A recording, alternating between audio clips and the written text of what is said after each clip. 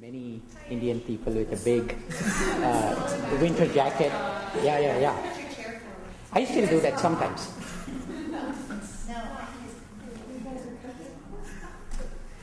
The strange thing about US is you never know when it gets cold. Just suddenly the temperature drops down. That's what you're doing here. I was in Kansas. It's the same there too.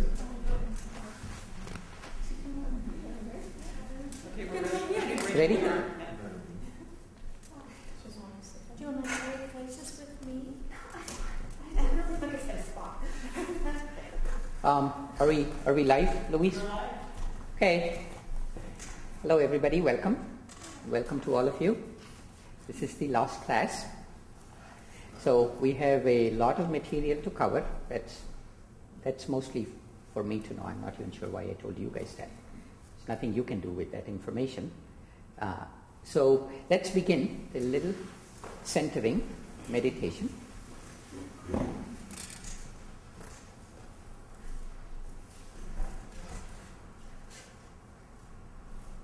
There aren't that many rules, at least for this meditation, other than keep your spine straight and relaxed, chest open, shoulders, let go of any tension, and gaze uplifted. At this point, the deepest portion of us, the soul, is naturally wanting to meditate. So just tune into that aspiration that lies deep within us, that produces stillness. Gaze with great interest at the vibrationless projection of the Creator that lies at the point between the eyebrows.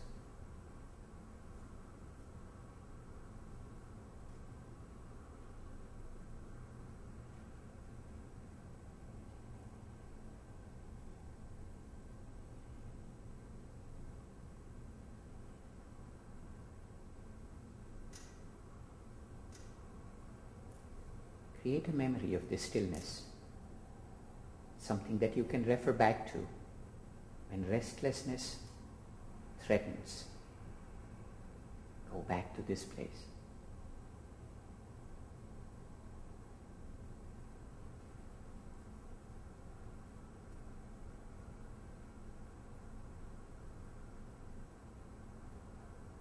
And slowly open your eyes.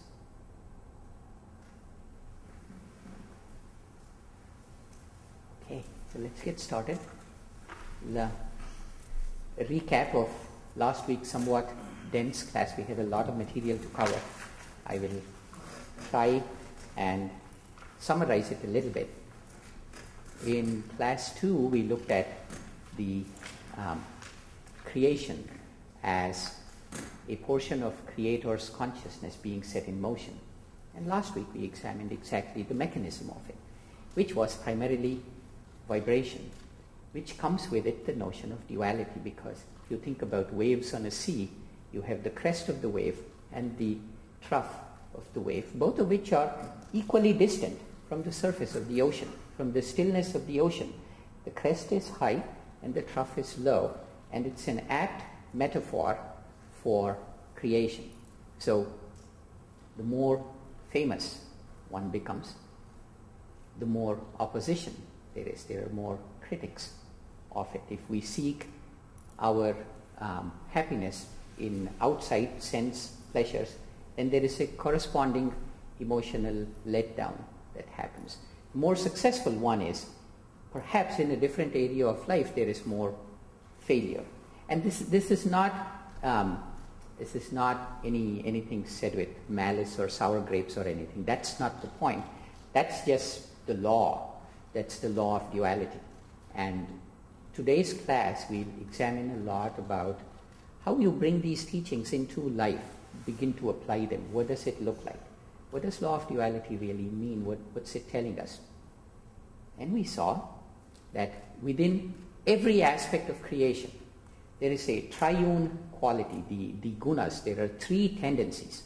All aspects of creation exhibit these three tendencies. The first one is an activating tendency.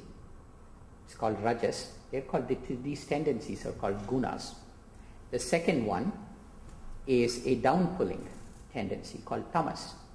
The third one is a calming tendency called sattva. To give a simple example, say you're at work, the rajasic tendency is something that's going to say, okay, let me go finish this. Let me finish it right now. I won't let anything stand in my way. That kind of active can-do attitude, that comes from the rajasic activating aspect of us. Okay? But it can also turn negative, where if you are too much in other people's faces, and then you say, wow, give me some space, I cannot work the same way you do. And then you say, no, why are you still sitting? Why don't you finish it? That kind of stuff. It can work both ways. The tamasic tendency is similar. It can be laziness, where you just don't get off and do anything. Or it could be something that lets you rest, to relax and step back. And then there is the sattvic tendency, where there are people where in the midst of the storm that is going on outside, they are calm. It somehow seems not to affect them. They have a larger sense of perspective. Other people just look at what's happening right here, and then they step back and say, oh, no, the real issue is this one. And you wonder, wow, how did they get to know that? There was one of Yogananda's disciples, Rajasi was his name. He's his most advanced disciple, and he, interestingly enough, I believe used to run an insurance company in Kansas. And he used to go to these board meetings. He was the chairman, of course, so part of his job was to go to board meetings. And people always complimented him on his intuition or his sense of perspective, where at that level, that's the value that you bring to the table. There are other people that are skilled, that do the skilled aspect of things. There are other people that do finance. At the executive level, we are told, the value that you bring is this sense of perspective, this long-term vision, the encompassing quality. And he was really complimented on it. And you know what his secret was? He actually, somewhere I read this, I don't remember, said that he used to meditate for 3 hours before going into the board meetings. And as I'll explain a little bit later, the goal of many yogic techniques, the goal of many techniques in any spiritual path is to increase this sattvic quality, is to increase this calming quality. Okay? And why is that? Because when there is, sometimes people think that yoga is technique after technique after technique, and you go to this technique, then there is an advanced one, then there is a super advanced one, and ultra advanced one, and then eventually enlightenment is handed to you. But that's not how it works, interestingly. This was a revelation to me too. I hadn't thought of it this way at all. The way it works really is you calm yourself, you calm yourself, you calm yourself, you calm yourself. More and more, you keep doing that. And in that calmness, in that stillness, you see the truth. It's where the progress on the spiritual path is merely a progress of awareness. Therefore, it's this sattva, the third guna, that is emphasized a lot. But just that is not enough. Just the calming quality doesn't keep creation. You need all the three qualities. So even the most sattvic self-realized master has to use the activating quality every now and then to build an institution, or use the tamasic quality every now and then to get grounded. Okay, so it's a food for thought. Just think through this. This is not just in human beings, but it's in all of creation. So foods have this quality. Onions and coffee, what do you think their quality is? Rajasic quality, isn't it? Because they are activating. Same with garlic. They're all activating foods. Chilies, not beef kind of chili, the chili pepper kind of chili. They're all activating. What about alcohol and red meat? They're tamasic. They are down-pulling. And the milk, yogurt, most fruits and nuts, they are all sattvic in nature. And therein lies, that's really all yoga has to say about diet, is it doesn't say that alcohol is bad or red meat is bad. It simply says, if you want to get on the sattvic path, if you want to make your mind still, then avoid things that will pull you down, avoid things that will activate you, eat only things that cohere, that are on the same wavelength as your intent, which is to meditate. So eat sattvic foods. That's kind of that's all there is to it. And you can't call any of these qualities bad or good. There is no bad or good. They are simply three aspects of creation. So they don't come with any judgment. If everything is of the Creator, sometimes I like to say the enjoyment of a good dinner is as much a part of Creator as the sinus headache that you get. It's all part of the same thing. So there is nothing judgmental about, oh, don't eat alcohol or don't eat meat or anything, except it is, if there was, I was awake very late yesterday for whatever reason, and then I caught the last part of the Jay Leno monologue, okay?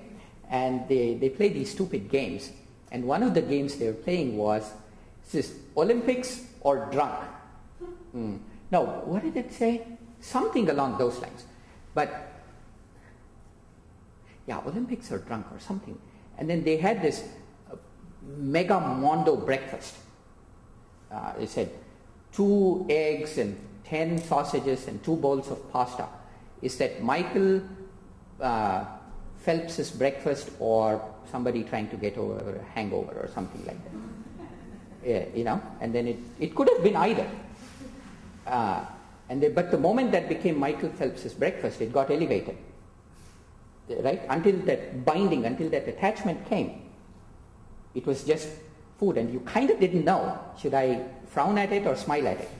And when it became, I found myself doing this too.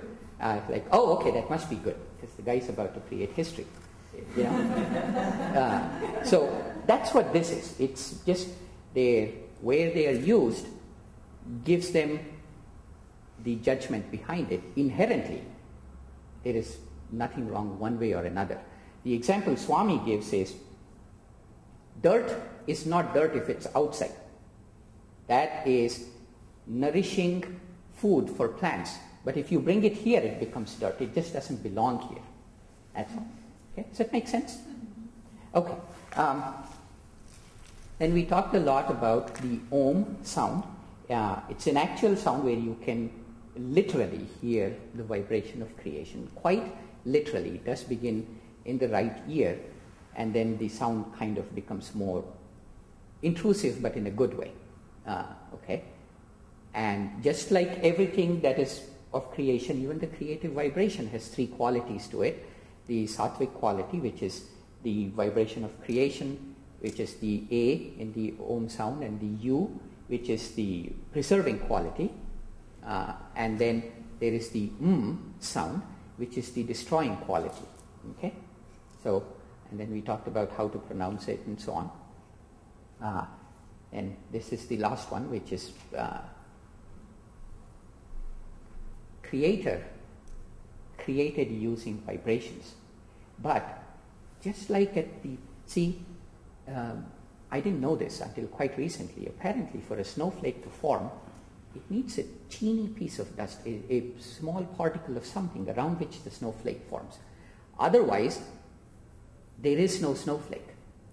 Creation is similar. You do have the vibration, but there is a projection of the Creator around which the vibration coalesces. It coalesces as thought, it coalesces as astral energy, or it coalesces as this projector. It doesn't really matter. But there is that vibrationless essence at the center of every atom of creation. Okay? You have the Creator and the vibration and the vibrationless essence. This is Om Tat Sat, or Holy Ghost is the vibration, and the only begotten Son as the vibrationless essence. and the Father as the creator. Okay? Does it make sense? And then in human beings, where our astral body is evolved more than any other organism on at least our planet, that vibrationless essence finds its center here. Roughly, this is in the physical body. These occur in, it's not entirely right to say physical body, but it's experienced in the physical body right here. Okay? And that is called Kutastha Chaitanya.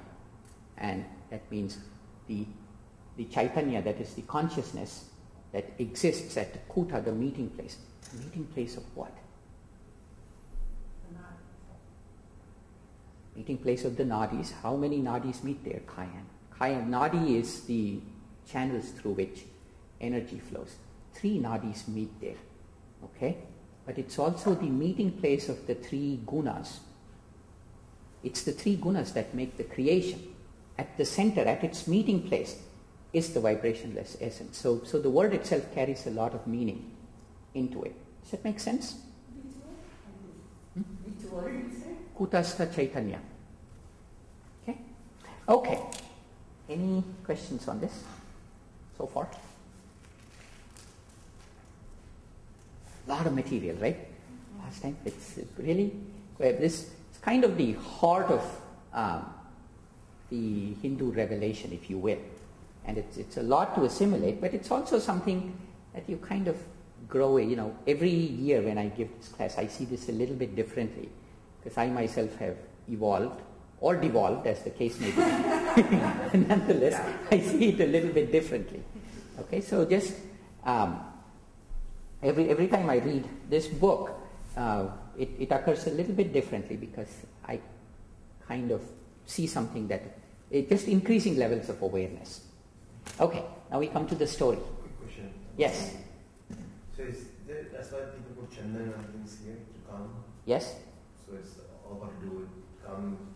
It is, okay, Tushar's question is, there is a tradition in India where they put specifically sandalwood paste. It's called chandan. Those of you that know Willow, that's the concept that her son is named after, chandan. It also stands for moonlight, but it's the same calming quality. When you put that paste, that's a tradition, and that it's something that awakens your 6th chakra. So there is a lot of tradition around that. That's exactly got to do with it. Okay, now I checked that all the animations are working well, so I won't make any mistakes here. So last week's story.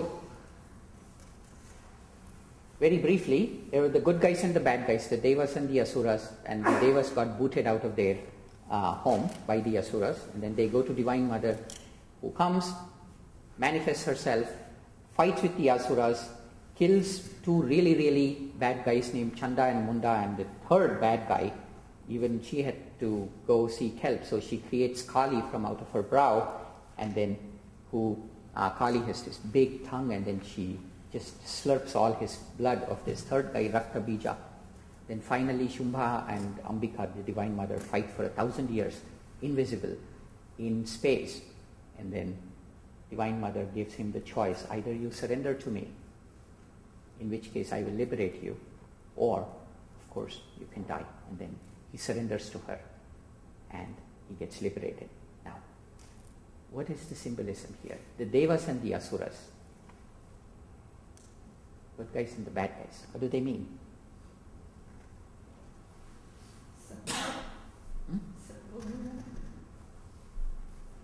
There's two sets of people. There's the good guys and the bad guys. Well, I didn't hear the story, so I don't know. Right, the Devas. I didn't come last week. This Right. is the beginning the last week. Yes, this is the story from last week. Okay. So, what do they mean? Duality regarding these people. Duality, yes. Take that a little bit further.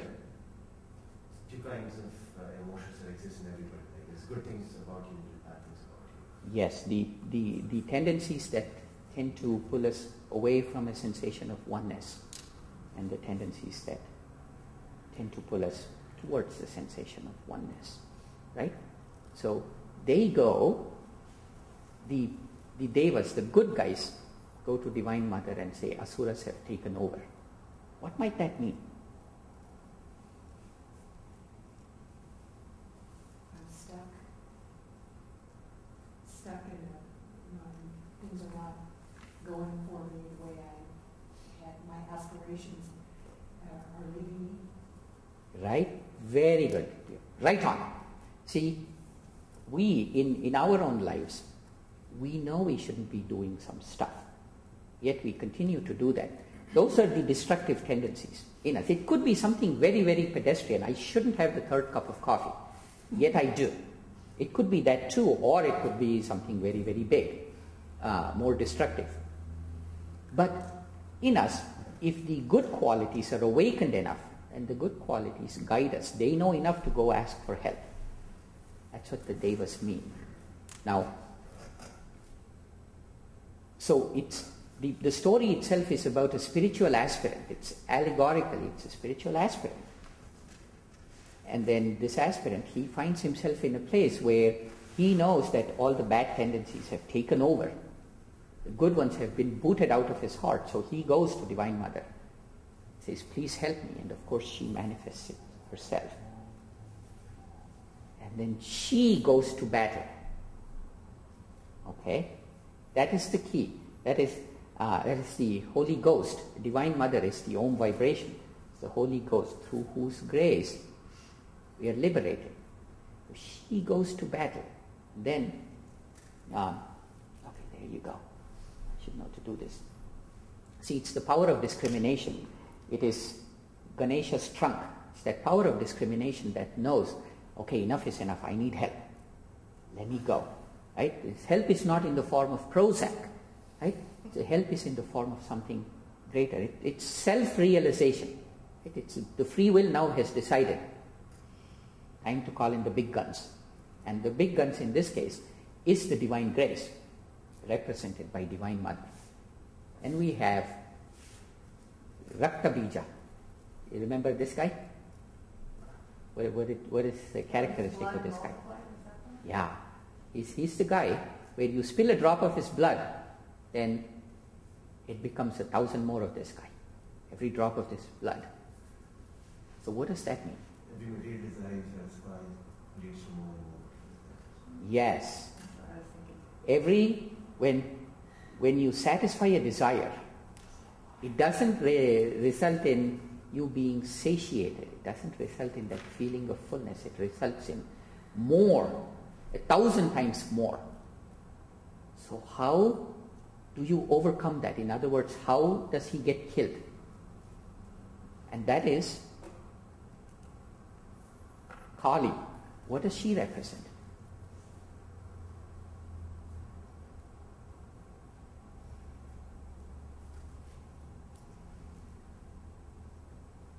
You are on the right track with the gunas. Okay, Kali, if... Yes, Krista?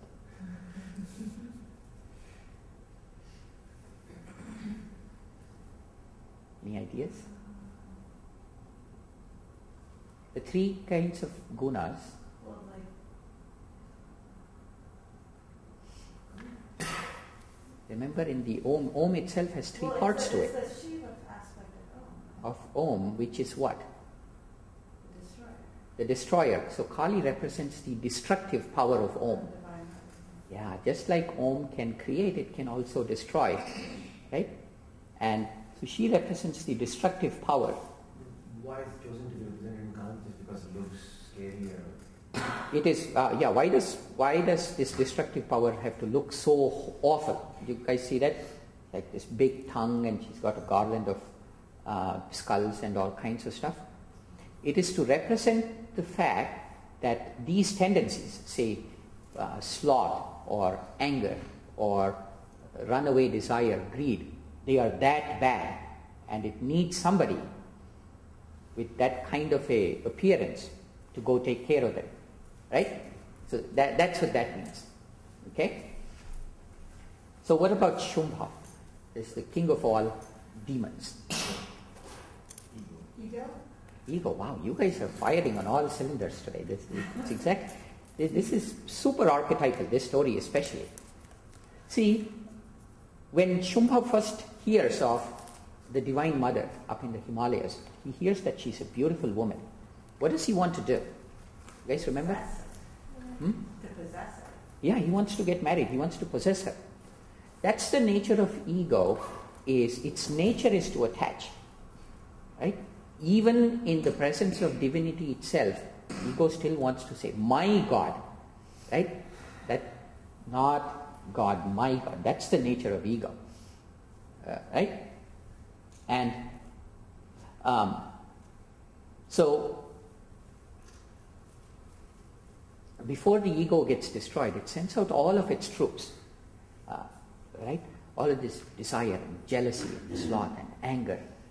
They're all troops of the ego. One by one it gets sent out. Until they fall. They are all the armor around the ego that needs to be penetrated before the ego can fall. Does that make sense? So it's, but after that, the ego is left. How long does that battle take place?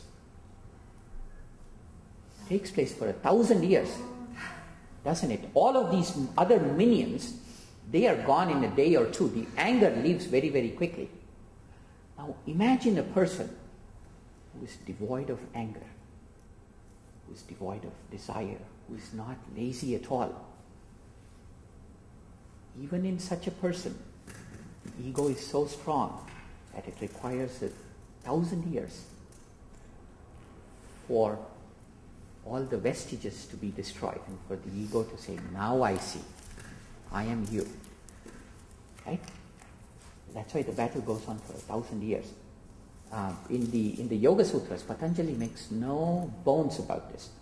What are the 8 limbs of yoga? Who can tell me? Yamas, niyamas, asana, Pranayama, pratyahara, dharana, dhyana, and samadhi.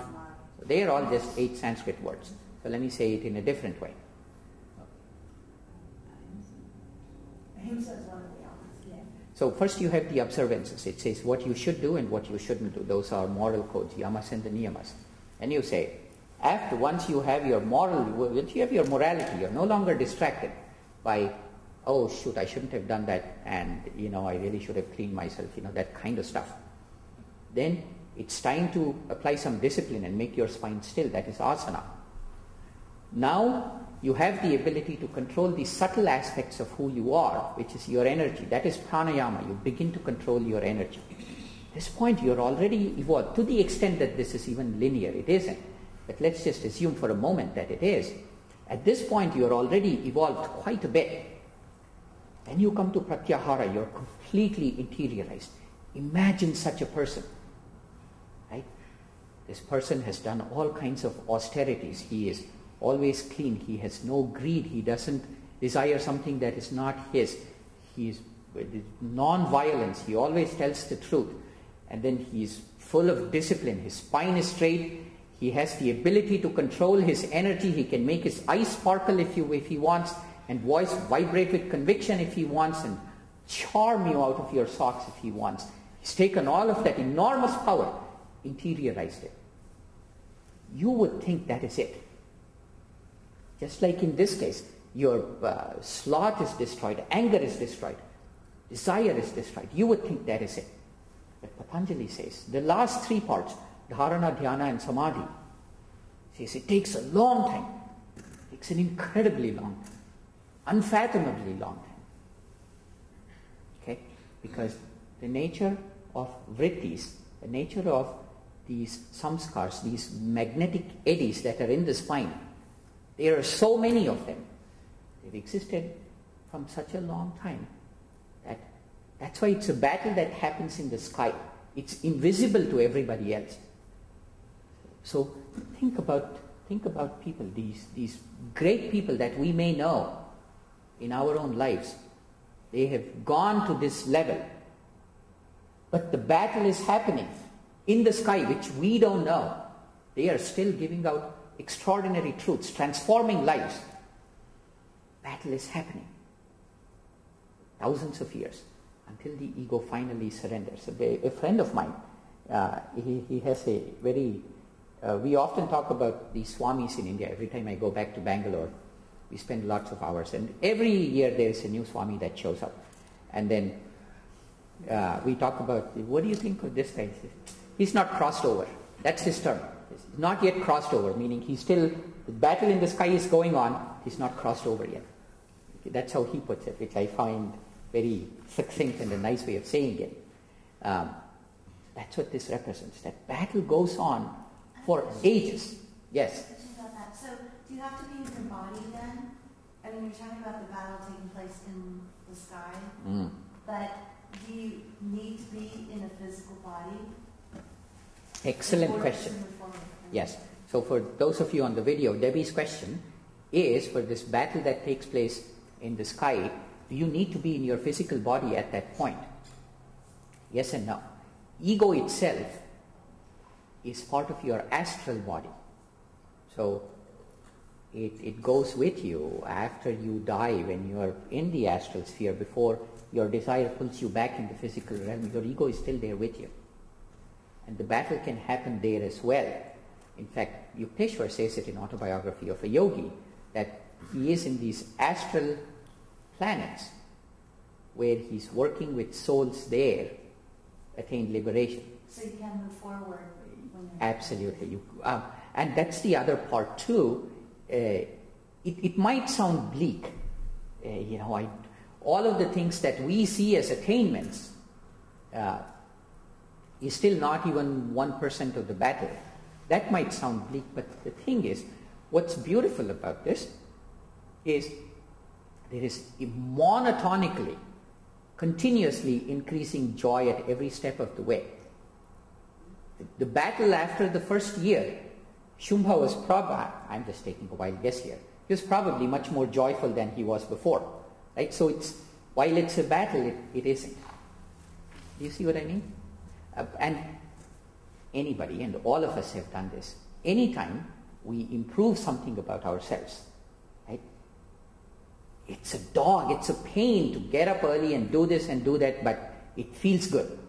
That's why we do it. That's the nature of this battle. It's not this Darth Vader kind of lightsaber battle that goes on with nothing at the end of it. It's a joyful, uplifting, aspirational kind of battle. Right? Every milestone there brings with it more joy. Does that make sense? So this entire story is told as a Sanskrit poem set to a very wonderful meter, and it can be chanted in very nice ways. You can find chants of this one too. I forgot to write it down. It's called Durga Saptasati, and people chant it for 108 days continuously and so forth.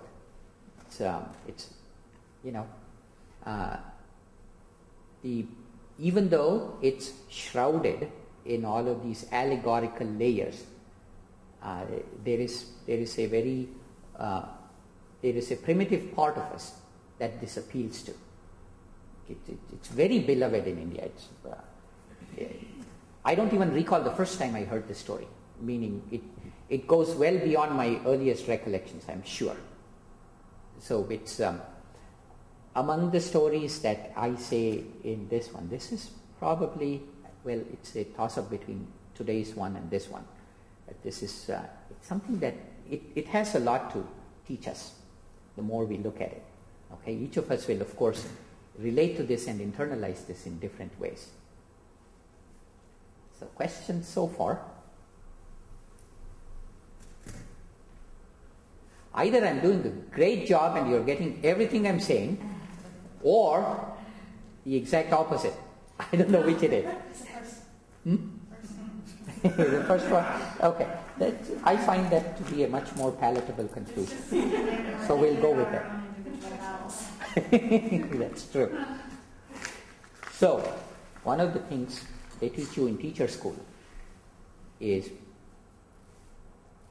when you feel like you are losing the class, you ask a provocative question.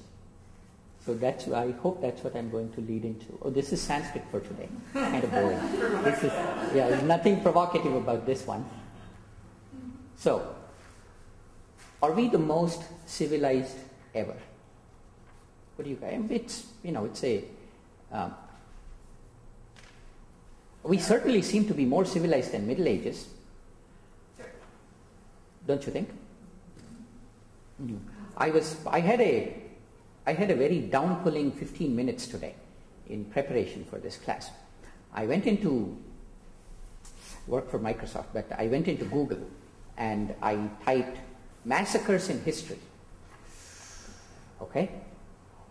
It's awful what came up. It's unbelievable. Most of them were done in the name of religion. It's extraordinary how many people were killed. And some were just done. What was that? Rape of Nanking. Doesn't seem to be any reason to that at all. It was during the Japanese occupation of China, and there was a period of I don't know how many days, 60 days or something, where people of Nanking were methodically killed, raped, sodomized, tortured. And Japan most certainly does not hold the monopoly on this. No culture does. Everybody is equally awful. It's unbelievable. I was in China maybe 5 years ago, and there is a very wonderful lake in China. It's in a city called Hangzhou, and it's beloved by the Chinese.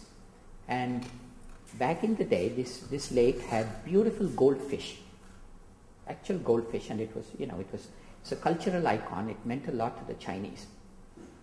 Just because it meant a lot to the Chinese, when Japanese occupied China, they went and methodically fished all the fishes, all the goldfish, and had them for sushi, for God's sake. Okay, that's how human beings are. And the examples that stick in my mind are of Japanese, but it's everybody. There is no country, no set of people that's exempt from it. Those things seem to be improving. Are they not? It's definitely with all of this new media that's coming through, everything is, at least the transparency is improving things. There are no dark hidden corners of the world where atrocities will emerge 10 years after they have been committed. That's very, very hard to do now. North Korea is the one remaining bastion, but even there, it's kind of ridiculous. But it seems to be improving. But let's take a larger viewpoint. History tells the following. Depending on which evidence you believe, maybe 10,000 years ago, maybe 40,000 years ago, at most 60,000 years ago, man first made fire. And then they are kind of condescendingly referred to as Stone Age man, who apparently didn't possess any refinement. It makes you wonder, was the Stone Age man's love for his children any less refined than what we feel for ours? It staggers my mind to think that way. It cannot possibly be the case, can it? So from Stone Age man, domesticated, and the animals, and then we had agriculture, and then we begin to invent tools. And over time, if you chart the progress of history, it is an increasing, stunning ability to make tools. Stunning ability to make tools.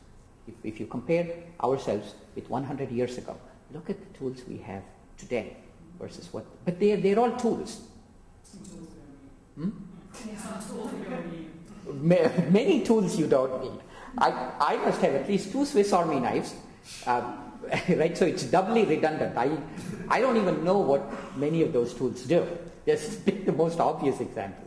But we are very accomplished toolists, for sure. And if the measure of civilization is the kind of tools that we build, then clearly, far and away, based on the best known evidence and intuitively, we are the most advanced ever. Right? But here is another way of looking at it. What if it is the job of any civilized society to create an atmosphere where your highest aspirations are facilitated? And in this case, of course, there is only one highest aspiration worth noting, which is the spiritual growth of human beings. That encompasses within it all other higher aspirations are shadows of this highest of aspirations. And you can kind of think through it. So to the extent that if you measure civilization by its ability to facilitate these highest aspirations, are we the most civilized ever? No, the jury is out on that one, right? I vote for no. You vote for no? I was talking with Tushar, we're carpooling up here. I was just thinking, if I had to pick the most civilized spot, even from the lowest part of this highest aspiration, probably say Scandinavia. At least they say that everybody gets educated for as long as they want. We will take care of it. And we won't abandon you just because you fall sick. Even though you paid all the premiums, we'll invent some hokey pre-existing condition stuff and then abandon you, But without getting it, yes, Kayan, you're dying to say something. I am. I read a book about a man with, that disease, where starts with an M. No, not MS. Multiple sclerosis, yes. Yeah, so he was a transport quadriplegic, and he went to an Aboriginal tribe in Australia where they basically healed him through his changing in consciousness, and they were all telepathic. They spent like over half their day in meditation, and they were completely stoic, and it just seemed like they were left over from an ancient time where things were more like that. Right, where things were more like that. Like what? And they just manifested what they needed. Yeah, they just, right. They were in their whole environment. They were more barren and hot and outside, and we're looking at it. Tools. They had no doors, no windows, exactly. fireplace for beds, but they were happy, joyous. Yeah. So this is an interesting way of measuring civilizations. And here comes another aspect of Hinduism. Uniformly, no matter where you read this, there are parts of Hinduism where people disagree. This book disagrees with this book and stuff, but this one's kind of uniform. And it says the following. It says that in the past, there was a golden age, and we'll return to it. And to every one of you, no matter what cultural background you're from, I am willing to venture a bet that your cultural background has a statement like this somewhere, that there was a golden age before, and we are going to return to it. So that brings us to the Yuga cycle. So what does Hinduism say about this golden age and stuff? So this is a thing of, it's there in the Old Testament, it's there in Hindu and Greek and Egyptian and Mayan and Hopi and the old Scandinavian legends, and in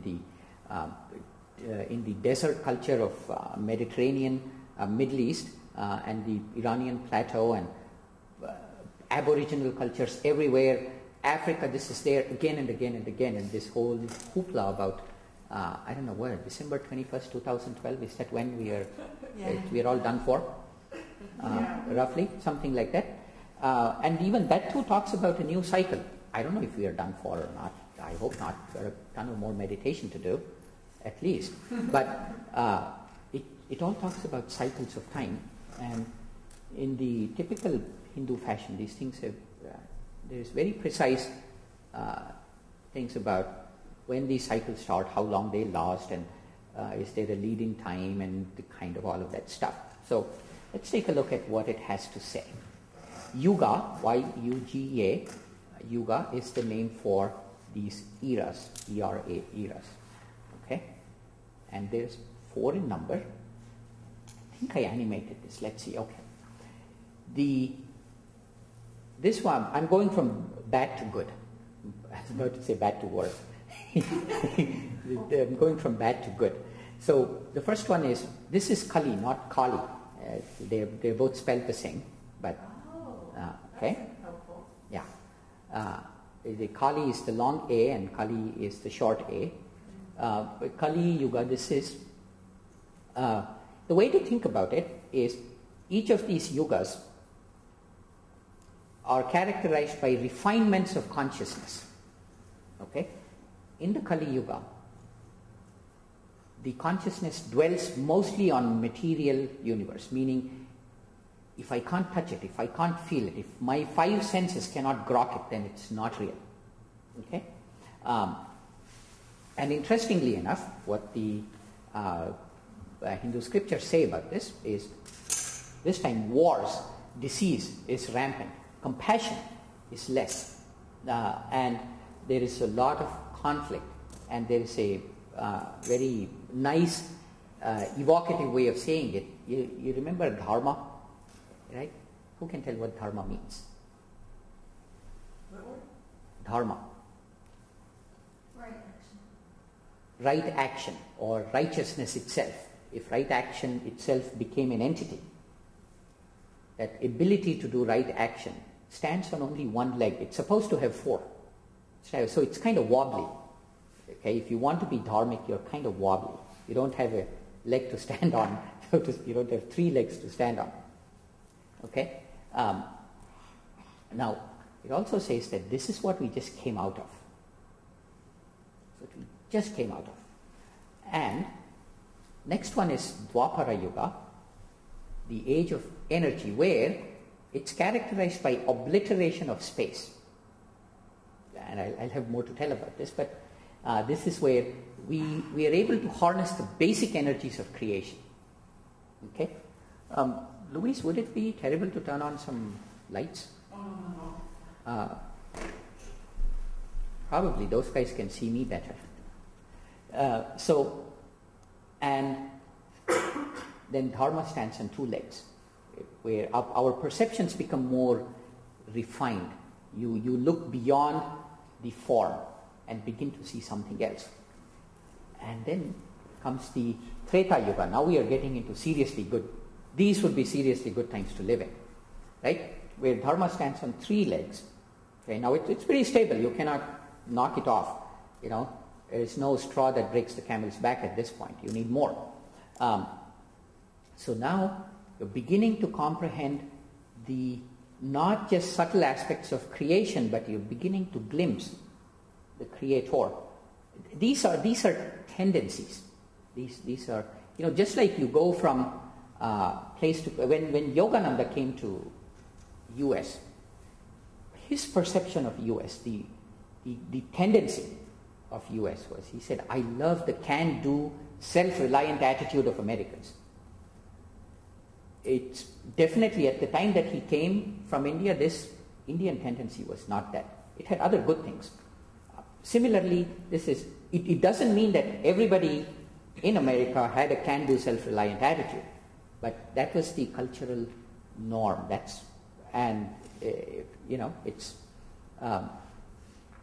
Anyway, so that's what these ages represent. It's hard for coming from India. I can see it too. It's really back home. They keep asking me, "Why do you work so hard?" Right? And it is true. We do work very hard here, and even the Europeans accuse us of working very hard. But that's the ethos of this country. That's what this country was built on, right? It's a wonderful thing, and it's impossible not to get carried by that ethos just by being here. These yugas mean the same thing. That if one were in Treta Yuga, it doesn't mean that murders didn't happen, mayhem didn't occur, massacres weren't precipitated. It's all true. But just the nature of the place is just a little bit more refined. Okay?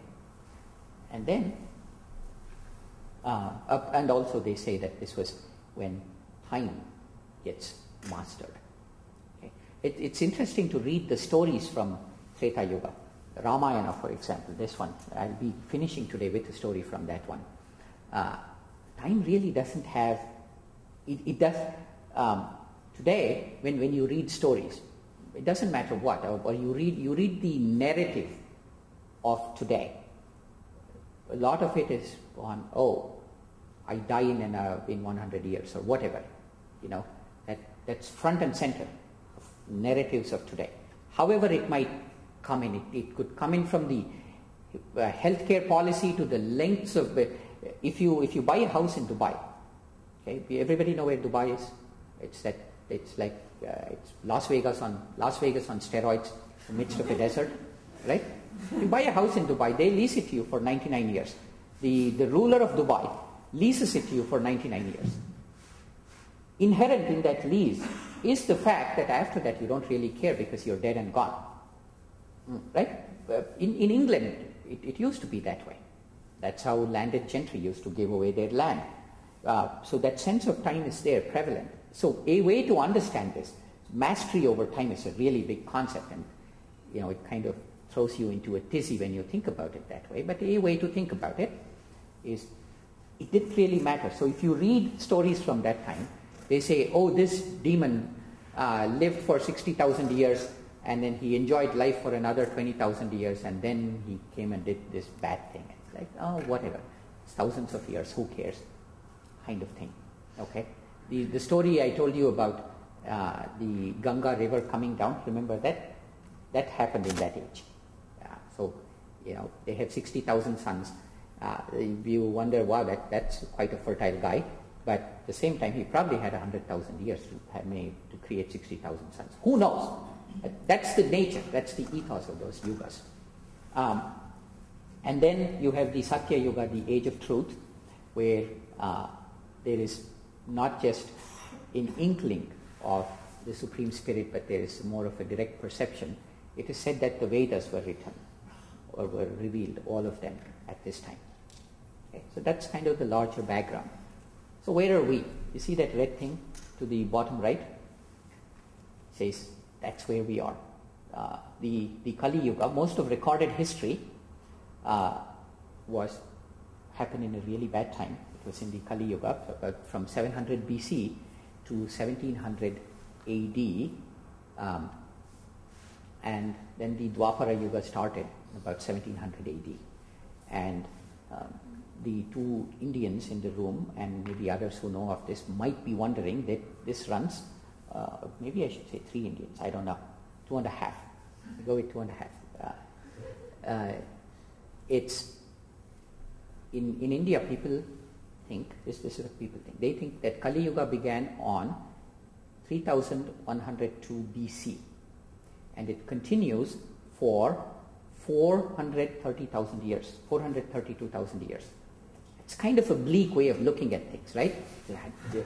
No compassion, and death and destruction abound, and massacres are precipitated. 430,000 years. That's a lot. That's what I heard. I've only heard it always been Kali Yuga. It's all and always will be for the foreseeable future, right? Yeah. So this kind of explains when people go to India, especially from US, they detect a certain fatalism in the culture. I see several head nods. They detect it, and I think a lot of it has to do with the fact that it's ingrained in the culture that you live in bad times and bad times will continue for the foreseeable future. When you combine that with reincarnation, which says, you didn't get to do something this time, you'll come back anyway. So you combine those two things, that's a lethal combination for not doing anything. Right? First of all, you're in bad times, you get infinite number of chances. So who cares? Right? So sometimes, you just, even now, there is every year, invariably, right around this time, probably in another month or so, you'll see, if you scour the newspapers, you'll see tens of thousands of people dying in flooding every year, year after year. In the state of West Bengal, where Yogananda was from, and in Bangladesh, year after year. And it really doesn't make, I have been in India when this happened, and it doesn't make too much of a difference. Oh, another 10,000 people died. Okay, 1,000 people died. Railway prices were hiked by another 5%, and the news just moves on, right? So there is that, and then say, yeah, is there karma? Don't know what they did in their previous lives. It's all Kali Yuga. That's how people talk, literally. Yeah, I'm not making this up. And this is neither good or bad. There are other wonderful aspects to the Indian ethos, but this is also one aspect, right? So there was a misconception, which you can read all about this. Why have I put it the other way? This is interesting. I wonder where my mind was. Okay. The Holy Science is a book. Yukteswar, he's one of those people. He's the gentleman on the right side. He writes that at some point, for complicated reasons, a factor of 360 was introduced into the Yuga calculation. So when you divide 432,000 by 360, you end up with 1200. Okay, so 1200 is the real thing, and that's what he said. So on. It's very fascinating, actually. And this book called The Yugas goes into deep, deep detail. If that interests you, it's wonderfully written by two people that have been long-time meditators. And in fact, one of them was a part of the founding group for Ananda Seattle here too. Very good. So if that interests you, The Lost Star is something that speculates about the reason for this yoga cycle. Why is it that the overall energy of the planet that we live in is more uplifting or downpulling in these times? What is the physical, if any, if that's the right term, for this to happen? It speculates about it. I won't go into any details because I still have all of yoga to talk about and a story to tell. Okay? Let me say one more thing. So we transition from Kali Yuga to Dwapara Yuga, that is the age of material perceptions to the age of energetic perceptions. And about 100 years before Kali Yuga ended. So when did Kali Yuga end? It ended in 1699. So what happened in 1600 to 1699? Did stuff happen? So when we're transitioning out of Kali Yuga, in 1600, that was when I think his name was William Gilbert. Yeah, William Gilbert discovers electricity. Okay, in 1600. In fact, he discovers, you guys know amber? He discovers electricity, which when amber friction, you rub amber, get electricity. The word for amber in Greek is electron, therefore, for the word electricity. And then in 1609, the telescope is discovered, where it is obliteration of space. You can now, your vision is now enhanced. And in 1621, microscope is discovered, or I should say invented. 1670, law of gravitation. All of these have to do with large-scale obliteration of space.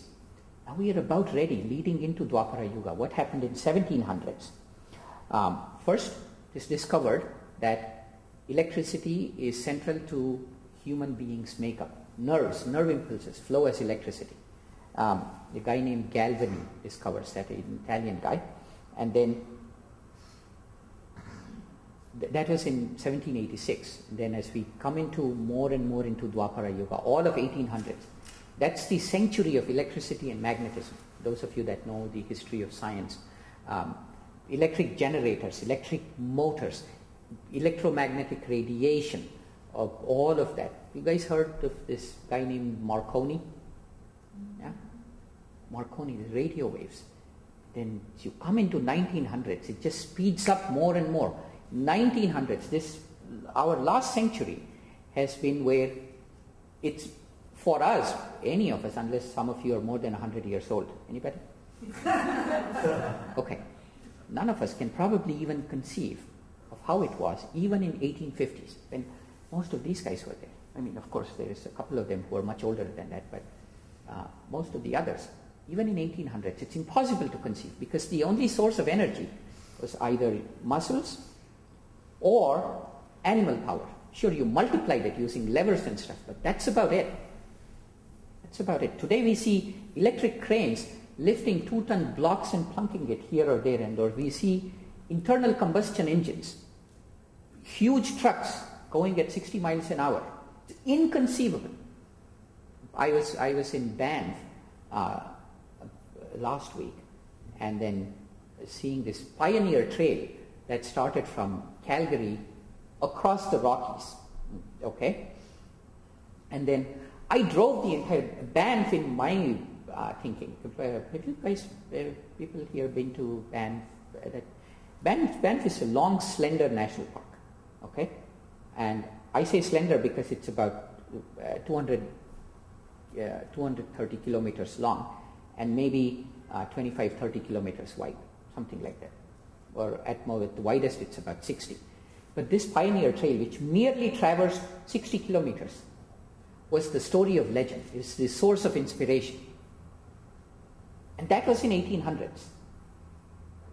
Memories that we can recall with our ancestors, for most of us, we have stories directly from 1800s filtering down to us through our families. At the time, 60 kilometers was spaced. Look at what's happened in a mere 100 years. It's extraordinary. So 1905, Einstein discovers theory of relativity.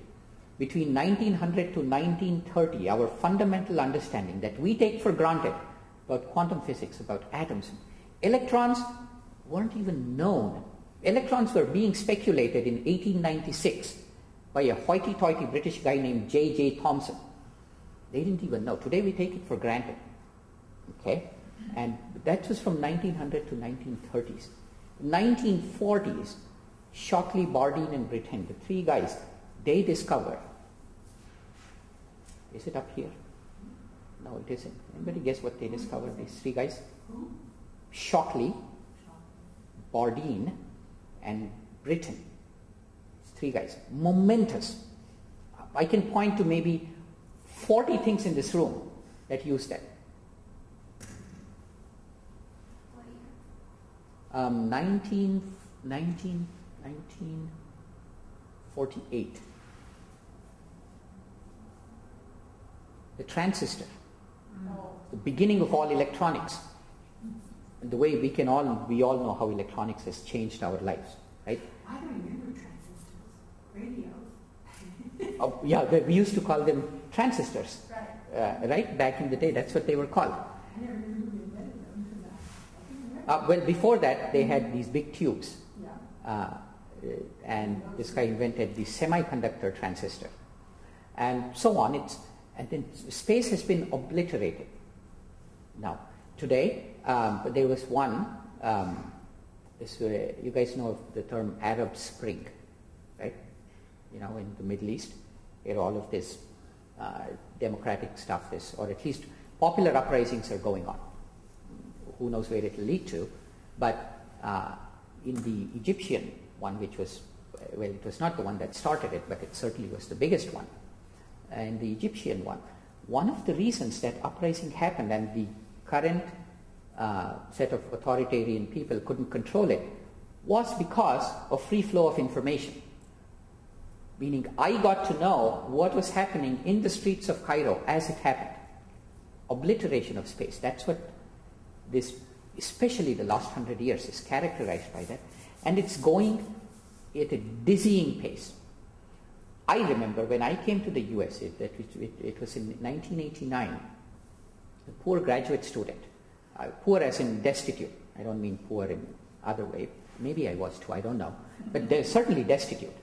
And we had there wasn't too much money. 4 of us Indians living in the basement of an apartment in Kansas, totally blown away by the culture, right?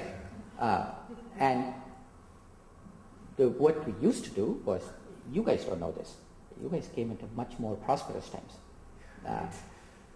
So what we used to do was, of course, call India, because you needed that grounding, because everything's different. People eat sweet food for breakfast, whereas we had super spicy food. That's how Kansas occurred to me, you know. Now I've learned to enjoy, well, unfortunately, donuts for breakfast, you know. I try not to do it, but I've seen the value of donuts and coffee. But at the time I did it. And so you used to call home all the time, And our budget was that we'd say, for all the 4 people, about $150 for groceries, okay? $120 each for rent, okay? And $600 phone bill. 1989. So I'm not making this up. This burned a hole in my pocket. Wow. This is very personal. $600. And then we used to go through with, thank God for itemized phone bills. We used to go, okay, who's now? Okay, this is going to Delhi, that's you. This is going to Bihar, that's you. This is Bangalore, that's me. And you kind of totaled it up and say, okay, your share is 120. And it's like, dude, why'd you call so much? What's going on? You know, that kind of stuff. But what I'm saying is the dizzying pace. Today, I use this thing called RelianceIndiaCall.com, which uses voice over IP.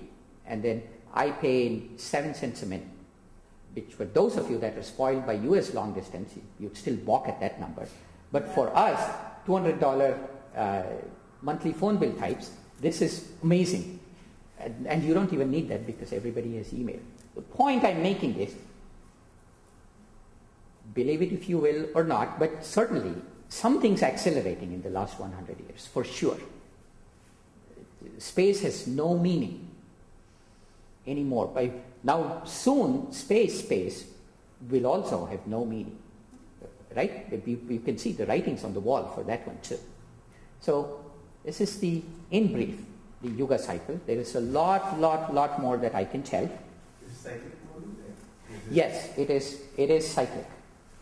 So from the Kali Yuga, and you come down from the Satya Yuga to Treta Yuga to Dwapara Yuga, Kali Yuga, and you go back up again. Thankfully, we are on the upward trajectory now, according to Sri Yukteswar's calculations. Okay, how are we doing so far? A lot of stuff. Yeah. Okay. So for the 2.5 Indians here, I had a big argument with my mom, saying, what you've been told seems to be wrong. Maybe we are in Dwapara Yuga. And I got scolded. She just didn't buy it. Nope, I don't believe it. And then I told her about all of this, and she didn't buy it. But I buy it. It makes a lot of sense in my head. And I figure there is a lot of things that we don't know. So the cause of this, who knows? 1950s, we didn't know neurotransmitters. Right? Today, if you've taken Prozac, if you've heard of Prozac, it's actually talking about neurotransmitters. Okay? So, since we don't know what we don't know, I'm willing to go based on evidence on this one. And also, I'm on the path. My teacher's teacher said it, so that's good enough for me. What's the entity? Why is Earth an entity? Why is it not that life could be having its own cycle or it could be having its own cycle? Like, why is Earth treated, or is it the whole universe just treated the same entity? You know, to the best of what I can tell, it seems that these ages occur on other planets too. I don't really know whether they are in synchrony with what we do, and there is things about the galactic center being the center of some radiation, and to the extent that you are in contact or occluded by some other body in front of you. There is all kinds of stuff. Don't know. These 2 books go into an incredible amount of detail and a lot of speculation on that topic.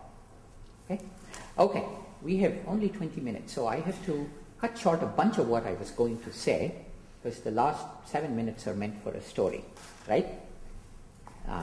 So now let me take all of this and begin to personalize it a little. So we went through this symbolism and revelation and superconscious moment. Remember Billie Jean King, what she said about tennis? Superconscious moments.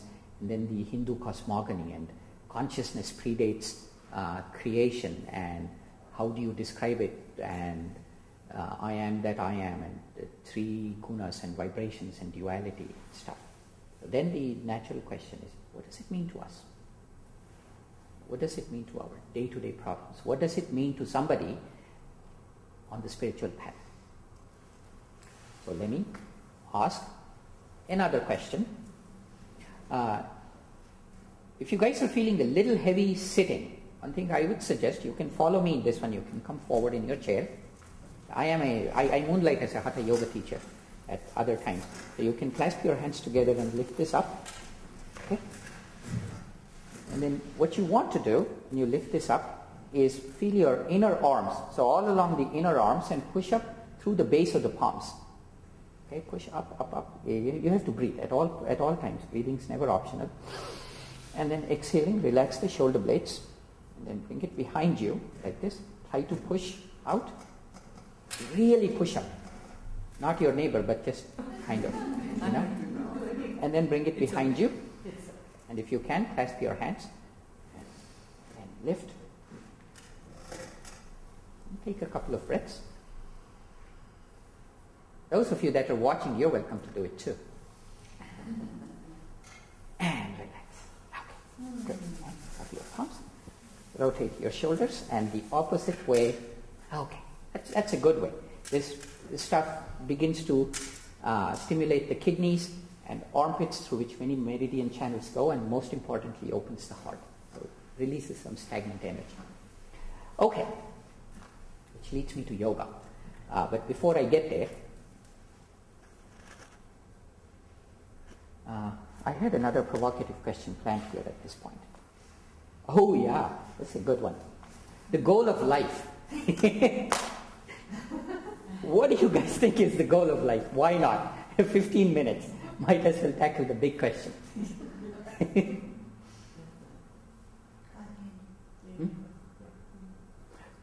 Yes, you're all very refined souls. God union, that's very true. But I mean, what do we aspire for? What do we like and not like? You go out and you stub your toe. And you try to avoid stubbing your toe. You want pleasure and not pain. You want pleasure and not pain. Right? You want to be happy. Right? So Darwin said, life is a struggle for existence. This is one of the, it's a very, very subtle thing to notice and kind of generalize in a wonderful way that he did. Life is a struggle for existence. And you ask, what kind of existence? So the guy in a coma is existing. Is he happy? You want to be perpetually aware as long as you exist. It's a struggle for perpetual conscious existence, is it not? Okay. You're consciously existing, but every day is a pain. Okay. You get up, nothing's going your way, you know. It's just awful. You have heartache after heartache. Your most cherished ambitions are shattered day after day. Would that be a good life? So it's a struggle for conscious, blissful existence, isn't it? So that's where we reveal our divine nature, right there. Is the memory of where we came from, which was ever existing, ever conscious, ever new bliss, is what we are after. Everything else we do is a pale shadow of that. What you really, really want is that bliss, which is a embedded archetypal memory somewhere in there, and it's pulling the strings. Go get that, go get that. You first try to find it in chocolate. Like, yeah, it works. But because of duality, at some point, its opposite happens. Right? Then you try to find it in marriage, find it in children, find it in $1 million. It keeps happening. But in the end, you think, life is not that good, and then you die kind of feeling begins to come. Right? So where is this bliss? So then now if you say, where Debbie said so eloquently right in the beginning, it is a quest for divine union. Only in the following sense. You can strip it of all of its religious connotations. In one sense or the other, many of us are refugees from an institutional, straight-jacketed religion. Right? So you just strip it of all of those connotations and say, nature, our inherent nature, since we possess a vibration-less projection of that which created us, and for the purposes of brevity of reference, I don't always want to say that vibration-less presence that created us. I'll just use the G word, I'll call it God. Okay, there's no need to anthropomorphize it, there is no need to recall a bearded, white, vengeful guy or Shiva with all of his stuff or what have you. If it works for you, go for it. If not, it's just that very essence of creation and creator, which is bliss, that divine union. The name for that, of course, is yoga. Yoga means union. It's a recognition of the fact that the need of all needs, the mother of all needs, is this one. Satchidananda is what it's called. Sat, truth, Chit, ever existing. Ananda, bliss. Okay? If it is truth, Chit is ever new, Ananda is bliss.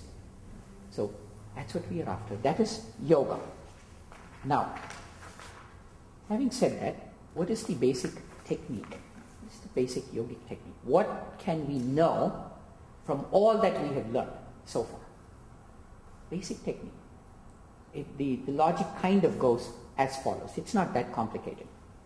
It's everything that we see is from the Creator, is of the Creator. Meaning, it contains the essence of the Creator within itself. The essence of the Creator, as we saw, was consciousness. So, everything, the plant to a rock, has the dimmest beginnings of consciousness, of awareness in it. But as you move up the evolutionary ladder, climb up it, it's characterized by this consciousness becoming more and more and more crystallized. Therefore, you can tell that the plant's consciousness is less refined than that of a dog's consciousness. Is that true? You can see it in so many different ways. The dog already has a strong sense of self-identity. Right? And so many other things that makes us relate to it from a heart's perspective. It has the ability to pull our heartstrings. In human beings, this consciousness has become very, very refined. It has become so refined that we experience ourselves as the consciousness of separation. We identify with the body. Yogananda used to say that ego is soul identified with the body. Identify with the body. And the ego loves to whip itself up into a frenzy with jealousy. I don't like the way you're looking at me. I do, I'm just saying. Okay? Right? And then, I cannot believe you said that.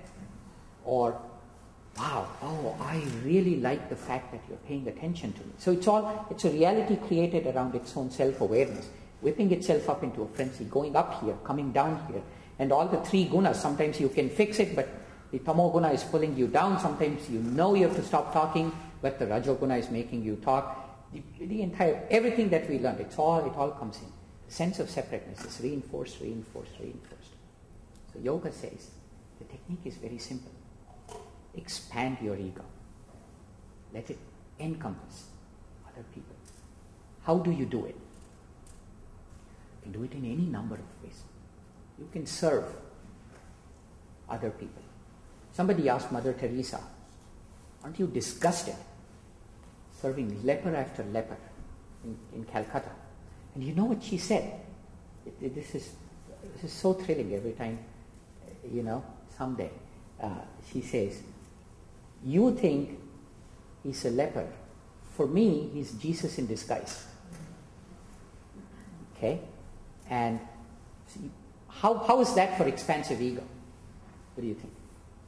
Amazing, right?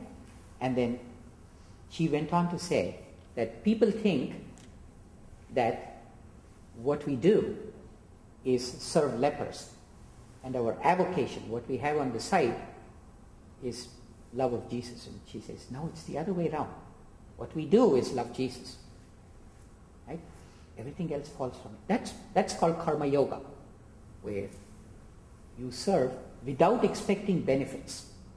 After all, what would she get from the lepers that she served? Nothing. Right? That is karma yoga. It's called nishkama karma. Ni is without, nihilism, same thing, without. Kama is lust or attachment. Nishkama is without attachment. Karma simply means work. Okay? Working without attachment. That is one way of yoga. Expand the ego remove the sense of separation. The second yoga is what many of these classes are all about, which is understand, acquire the wisdom, acquire the discrimination to say, oh, I'm feeling anger. No, that's not me. It's called neti, not this, not that. Until you say, not anything and only the Creator remains. That's Jnana Yoga. That's why we study the scriptures. We have these discussions. So we are all on the path and we are getting Jnana Yoga into this. Okay? Third one, very interesting, which is what Ananda does a lot. It's called Raja Yoga, the royal path. And what that is, this is very beautiful. It's actually, for me, it's thrilling to think about it this way. It turns out that this duality manifests itself in the body in very specific places. And you can work with it through technique. Duality comes in the spine. The downcoming energy reaffirms our sense of separateness. Over time, think of every thought that we've had which says, I am this, I want to eat this, I love you, I hate you, every one of those. It's pieces of energy, right? And they have become entrenched. It has a vitality of its own. The delusion has a vitality of its own. Swami has a wonderful term for it. It's really great. It's called entrenched vitality of mortal delusion. You can think about it for many, many days. Still go places with it. The entrenched vitality of mortal delusion. That settles at the base of the spine. Literally, it settles at the base of the spine. Any guesses on what it's called? I don't have it up here. What is it called? Kundalini energy. That's the energy of our separateness. All the times that we have affirmed separateness over the millions of lifetimes, that is Kundalini energy. That needs to be awakened and magnetized upstairs. So what you do is you create a magnet here through techniques, through breathing. But breathing, of course, is simply a proxy for movement of energy. You create a magnet here. Keep doing that. Keep doing that. Keep doing that. Or you do postures of Hatha Yoga. The way I'm sitting right now, this is called Siddhasana. I place my left heel right underneath the Muladhara, the lowest chakra, which is pushing the energy up. And then I take my right foot, place it at Swadhisthana, which is above, and lock myself into place like this. This is a technique too. By physical action, I'm creating a nudge of the energy. Then I sit here, close my eyes and lift my gaze up. So I'm doing two things. I'm nudging this from below, I'm magnetizing it from above. So you're saying, Kundalini, oh Goddess Kundalini, the vitality of mortal delusion, wake up and reunite with your consort, with your mate here. Just the ultimate duality. That's the technique of Raja Yoga. Of course, we have many, many classes on that topic, and the entire books have written, even in our path, on that topic. And finally, it is the simplest, not easiest, but simplest of all the yogas. What's the best way to get rid of the ego? To simply surrender it. I'm done. Not done as in disgusted, I've had it, not that kind of done. Meaning, I am done thinking that I am the doer. Now I know that within my every atom only flows your vitality. That is called Bhakti Yoga, the path of devotion. Those are the 4 yogas. That's how you go to the source, the heart of the duality, and go beyond that. Okay? So when you read the Hindu scriptural texts on this one, sometimes it's heavily veiled in allegory. Okay? Sometimes there is deep layers and layers of symbolism beneath it. But when you know the key, it all becomes very apparent. It's right there, right in front of you. It's being said. There's a wonderful yoga teacher back in Bangalore, with whom I have had the honor to teach many, many times. And even more wonderfully, I have been taught by him too. And he was talking about this book. It's about a few years ago. And he said, a very accomplished man, mind you, he's been meditating, doing yoga for years. He said, you know, I read this book, couldn't understand anything. It's just beyond me. And I was thinking, wow, you couldn't understand it. Right? I made a mental note to not read it myself. And then he said, but then I found my teacher, his guru. He said, my guru gave me the key. Okay? It's just that one key behind all of this. Now I'm able to get the whole thing. Of course, as is the nature of these things, I didn't ask him what the key was. I'm sure the key was a combination of intellect and grace, as is always. Those of you that have taken Kriya initiations, you kind of know there's a magnetic quality to it which really make the technique comes alive. Otherwise, it's simply a technique. Where I'm going with is there is the aspect of all of these techniques, but central to all of this is the surrender of the heart to a wisdom, not a person, to a wisdom that guides you. And that wisdom, and this is another big part of Hindu revelation, that wisdom comes from a teacher, guru. And there is guru-disciple relationship and all of that stuff. It just seemed wrong to have a Hindu way of awakening class without talking about guru, so found a way to wedge it in right here. Okay? But there is a lot more around this. But now I want to end with the story about Bhakti Yoga, about the path of devotion. Any questions from anybody before we move on?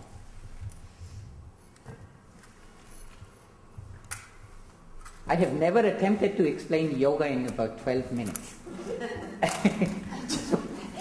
So I know it's a lot to take on, and you'll find a lot of stuff in any of the books. It doesn't really matter. It's all there. So let me see. So many slides I skipped over. You guys will see. Oh, good heavens.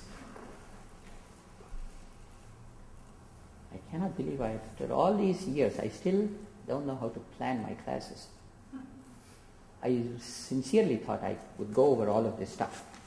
But anyway, we come to the story. Do we usually tell the story with lowered lights, Louise? How does that work? Yeah, it's probably... I don't know. It's up to you guys, viewer, video crew. Okay, Justin has had an inspiration. Let's see what he does. So, we go back. This story takes place in Treta Yuga, which is one level higher than where we are today. Okay? So, obviously things were good. And in those days, there was a prince. His name was Rama. How many of you have heard of Rama? Any of you? It's one of the more famous Indian imports. Okay? Rama. He was a very famous, just, he was a prince at this time. And so he gets married. Wife is even more wonderful, Sita. She's the very embodiment of patience. Okay? She's the daughter of the earth. Look at how much patience the earth has. What do we do to the earth all the time? We stamp on her, do we not? Yet what does she do? She gives us food, among other things. Think about the patience. So she's the daughter of the earth, the embodiment of patience. And Rama, of course, is an avatar. He's an incarnation. He's a self-realized master who has come down simply out of compassion to earth. So Rama and Sita, who were supposed to rule the kingdom up in northern India by all kinds of politics, they get sent to the forest. They get exiled to the forest for 13 years, for 14 years. Okay? So only Rama gets exiled, but Sita says, without you, what will I do? Do you think I'll enjoy the palace while you are experiencing hardships in the forest, sleeping on the forest floor? No, I will go with you. And Rama has very loyal younger brother, Lakshman is his name. He also says, brother, you're my entire life. I'm going to go with you as well. So they all three go into the forest. And see, sometimes we think this place is good, this place is bad. But what makes places good or bad is simply the people that are in it. Isn't that true? Almost all the time. Right? I mean, perhaps we go back to our hometowns. Perhaps we've been successful in life and we've, at least in the conventional sense, grown beyond the hometown. But then yet we go back and there is a sense in which the heart opens up when we are there, even though maybe the facilities are lesser, the rooms are smaller. Because it's the people. So of course when somebody like Rama goes into the forest itself becomes home for people. Because that's his magnetism. He's an avatar, he's an incarnation. So goodness follows him. So it's not that he became poor by leaving the palace. The palace became poor because he left it. The forest became rich. That is the kind of guy that he is. But they create a wonderful life in the forest, and then they are righteous. They are helping all of these rishis that are in the forest, that are meditating, that are troubled by these wild animals. So they bring order in there and so forth. But an evil demon, Ravana, with 10 heads and 20 arms, he hears of this beautiful woman. Oh, this is Rama and Sita getting married. And he hears of this beautiful woman in the forest. And of course he wants to possess her. So one day he comes to her when Rama and Lakshmana are gone hunting. He comes and says, "Oh lady, won't you offer..." He has of course transformed himself. Remember, this is Treta Yuga, where people can transform themselves. They have gone beyond space, right? And their time has no meaning at this point. So he's transformed himself into a Brahmin and says, "Will you please give me some alms?" And in those days, you wouldn't refuse when a Brahmin asked you. So she comes and gives him alms, and then immediately he transforms himself into his demonic form and then takes her away to his island prison. Okay? And Rama comes back and he says, "Who is this that has dared to take my wife?" Remember, he's the greatest warrior of his age. It is said that once he shoots an arrow, it will find its mark. Even the universe will change its laws so that Rama's arrow will find its mark. That is the magnetism of his will, of his intent. Okay? He's that kind of a man. So he takes his bow, he takes his arrow and goes in search of Sita. And then along the way he finds clues, then finally realizes that then he comes to a great forest, the southern India, and he meets as his helpers. Whom does he meet? He meets an army of monkeys. And he says, "That is enough for me. If that's how God wants me to overcome adversity, then I will do so with the army of monkeys." Many of you have heard of Hanuman. He's a monkey, and he becomes a devotee of Rama at that point. But anyway, eventually they come to a place where they need to build a bridge. Remember, the prison is in an island, is it not? So they need to build a bridge.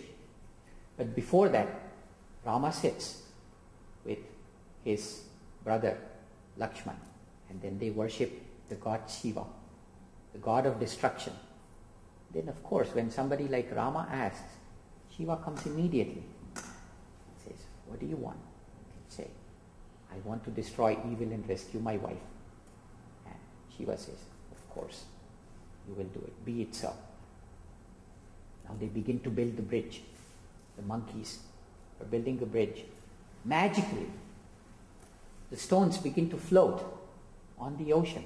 And monkeys, these are powerful monkeys. These are not the small ones that we see in the zoo. They are big. They are powerful. They go bring these rocks, uproot trees, and then they begin to build the bridge. Now, Rama is a guru. He's a teacher. He's an avatar, incarnation.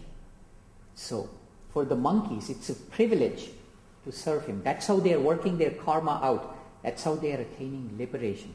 So they're all chanting Rama's name with the deepest devotion. But many of them are still, they have this thing, they have this ego saying, oh, without me, Rama cannot accomplish this. Of course he can, because the universe is in his command. But he's chosen to let them work their karma through him. He's aware of all this.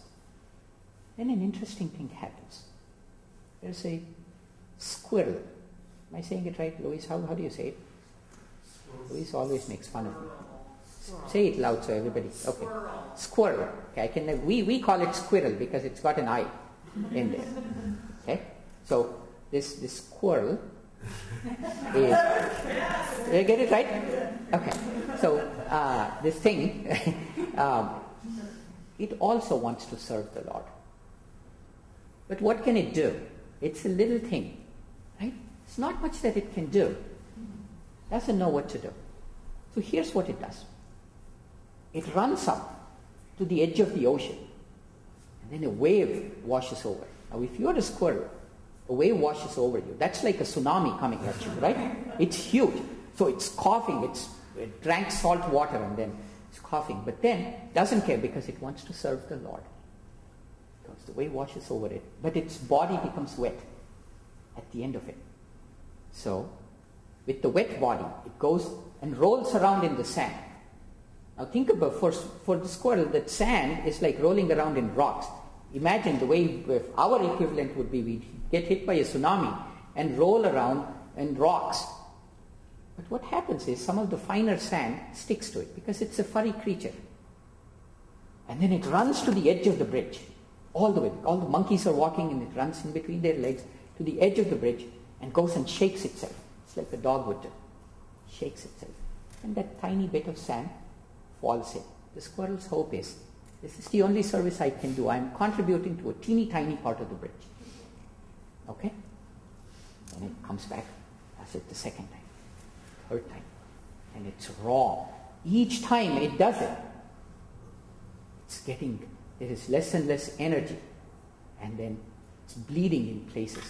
And it's coughing slowly. Now it's a slow motion walk. It does very slowly, maybe just one grain of sand. Rama is watching this, of course. He knows, because he can feel the magnetism of all the people, all the creatures around him. He's watching this. And then, finally, the smile on his face, he calls Hanuman, his monkey in chief, if you will. He says, Hanuman, see that squirrel? Go bring it to me. And Hanuman brings it. He says, squirrel, come on over here. And the squirrel hops up on his hand. It knows that now it's with, like the chief monkey, so it knows good things are about to happen, so it's very happy. Now it says, where am I going? Well, Rama is called. Say, really? Oh, it's good, am I looking good? Kind of goes. And then Rama holds the squirrel. Eyes are filled with love and compassion. And then he says, what are you doing? Squirrel says, tears in itself, says, Lord, there are all these monkeys that are serving you. They go lift rocks to get your wife back. I cannot serve you like that because you haven't endowed me with all of those powers. But I had to do something. I could not help you on your mission. This is what I thought I could do. Please forgive me if I came in the way of your work. And Rama smiles at the squirrel and says, of course not. What you did is more dear to me than the largest boulder that those monkeys are putting, because great as they are, their intent, their surrender to me, is not as pure as yours. And saying that, see, the squirrel is very small, so he cannot even, if he puts his hand over it, it's more than the squirrel. So he takes 3 fingers and then caresses the back. But this divine touch cures all of the injuries of the squirrel. At that moment, all of its karmas, all of its vrittis are magnetized up to the top of the spine. And it too is a creation of the Lord, wanting enlightenment just like everybody else. And at that moment, it becomes becomes enlightened. And then Rama says, let your story be told for as long as the sun and moon exist, as an example of how bhakti should be shown, how devotion should be shown. So even today, when you see the Indian squirrel, you will see 3 stripes on its back, representing the caress of Rama. And with its action, this little humble squirrel immortalized the purity and the power of the simplest of all yogas, the yoga of complete surrender. Rama goes on and kills Ravana, brings Sita back along the way, demonstrating many wonderful rules that we can live by, which is told in a different place. But at the end of all of this, I just want to leave you all with one thought. Okay, we've talked about stories and symbolism and very deep, deep things. The final thought is this. Draupadi, who is a character in a different epic, Mahabharata, she is serving another incarnation, Krishna. And Krishna has taught her many different techniques. Krishna, of course, is the author of the Gita, and he is the head of all yoga. He is the guru of gurus. And he says, Draupadi, are you practicing all the techniques that I have taught you? And she says, no, Lord. Why not? A little bit of steel enters his voice. He says, why not? And Draupadi says, how can I, Lord? I'm always thinking about you, so I have no time to practice any technique. So what do you think happened to her? She was liberated as well.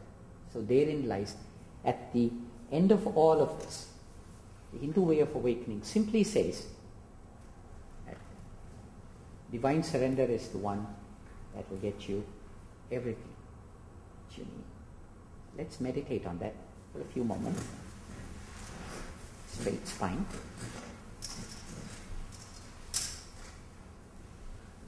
Closed eyes. Gaze uplifted. Next minute or two is your time in this space with the magnetism of all these teachings. Let's try to be still.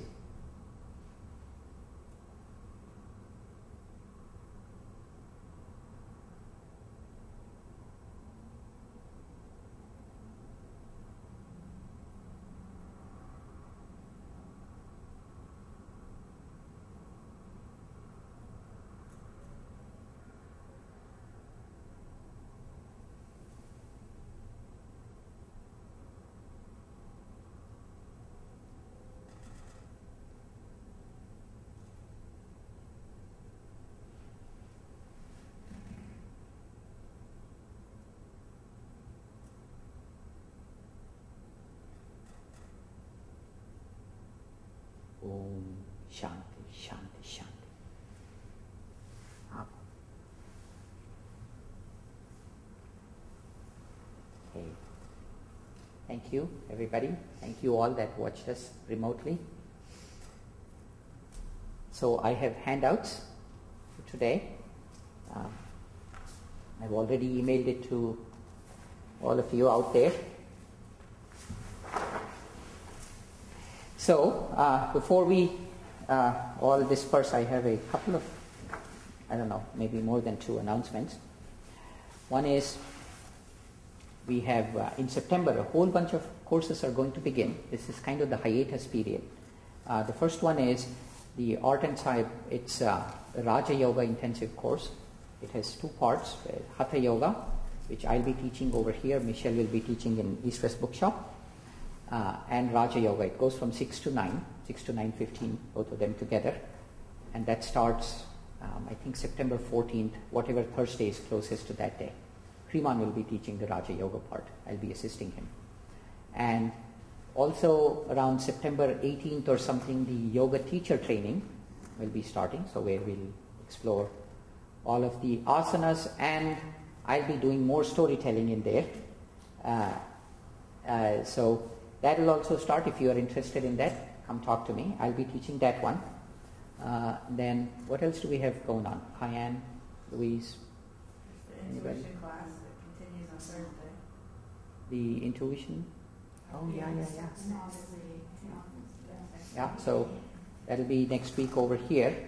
And there is Swami Kriyananda, who wrote this book, it is a magnetic presence that he has, for sure. It is, we hope that he'll come back many, many more times, but it's also, you can never tell. It's past 85 now, but he'll be here September. September 8th. Ticket sales are there's not many left, so if you're interested in coming, you should do that right away. Yeah, so that's happening, and I'm sure there's more, but that's about all I believe you will remember. So I'll stop there. Okay? So thank you all. It's wonderful having you, and we'll hope to see you some other venue soon.